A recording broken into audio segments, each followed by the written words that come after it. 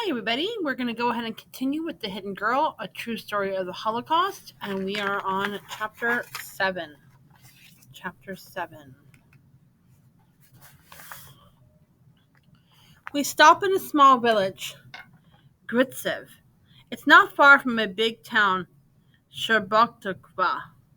The sky over Sherbaktova is all lit up because the Germans are bombing it. They're retreating from the Russians and bombing it anyway. The soldier takes me to the mayor of Gritsev. I was about to take this little girl to an orphanage in Kiev, the soldier tells the mayor, but my plans have changed, and I have to turn around and go back west. I can't take her now. Another man is also in the mayor's office. He is listening. Where are you from? The mayor asks me. Torchkov, I tell him. The other man stands up. He's so short. His name is Sergey. He is a Russian and Jewish, and he was a partisan, an underground fighter against the Germans.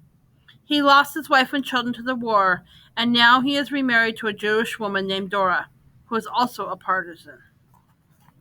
She has 2 daughters in their early teens. I'll take this girl, Sergey says. She can live with me. She can be like a little sister to my 2 daughters. I lived with this family in Gritsev for more than a year. Sergey, Dora, and their daughters are good to me, never cruel. I sleep on a little cot in the living room. It's not like houses in America where children have their own bedrooms. The little brick houses in Gritsev, which have beautiful geometric patterns of many colored bricks around the windows, doors, and corners, have only 2 or 3 rooms altogether. The daughters sleep in one room with their parents. There is a Ukrainian woman who does housework. I would sit and talk with her in the late afternoons. She reminds me of Babka. Her name is Mortocha. I am most comfortable with her. I go to school. I learned the Russian alphabet. The town's judge, who lives a couple of houses away, gives Doris the material to make me a dress. The new dress is lovely. So all is well? No, this is not a happy ending. My feelings find no rest. Maybe all the sadness of the last 5 years is catching up with me. Maybe I am mourning my grandmother, my mother, and everyone else that I lost. Maybe it's other things too. Back in the hole, we were never really safe and always terrifying. But the months passed and we weren't discovered. We weren't out in the open. We always knew exactly what to do. Stay still. Then we were liberated. Rose could have been kind. Instead, she threw me out into the open, where I got handed from one stranger to another, with no idea of what to expect or what could happen.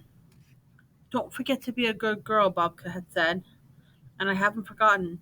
No matter how good I am, how long will these people keep me? There are worse things than being hidden, I realize. I turned 10 years old in Sergey's house. I don't grow much. Probably I will remain short my entire life, I think. I'm a quiet, shy girl. In some way I know this is not the personality I'm supposed to have. I'm so dazed all the time. I barely feel alive. At night I cry.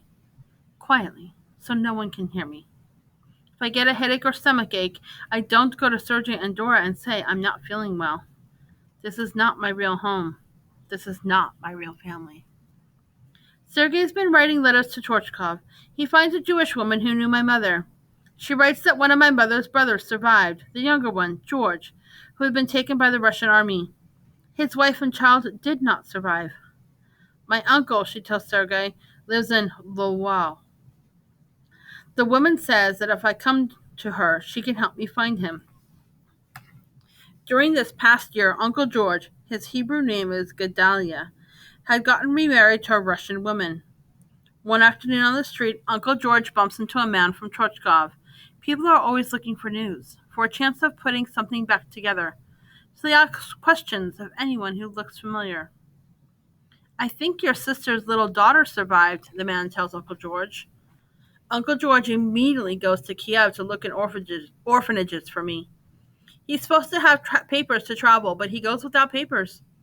Naturally, he can't find me in the orphanages. So the police stop Uncle George. Without papers, he's arrested and thrown in jail, where he gets sick, dysentery. That's a bad infection of the intestines that gives you terrible and sometimes life-threatening diarrhea. He writes to his wife, who sends him money. You can, with money, get out of jail. He goes back home to Lwów and regains his health. His wife has meanwhile given birth to a little girl.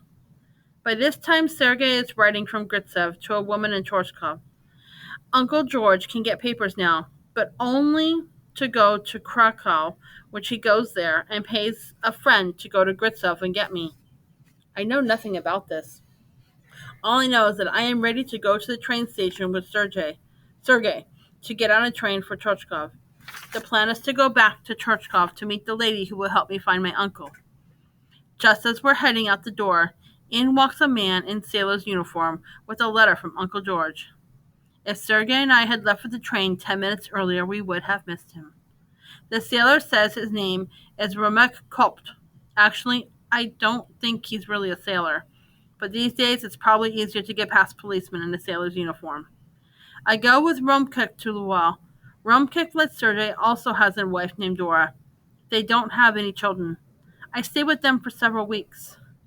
In September 1945, I'm almost 11 years old. I get on a train again.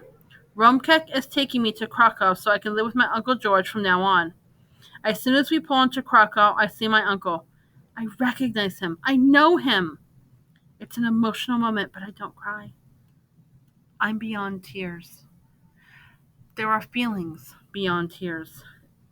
I meet my new aunt for the first time. I hold their little girl in my arms. She is adorable, 6 months old. She is named Ethel in memory of Esther, my babka. Tomorrow we will continue with part 3, the birdhouses.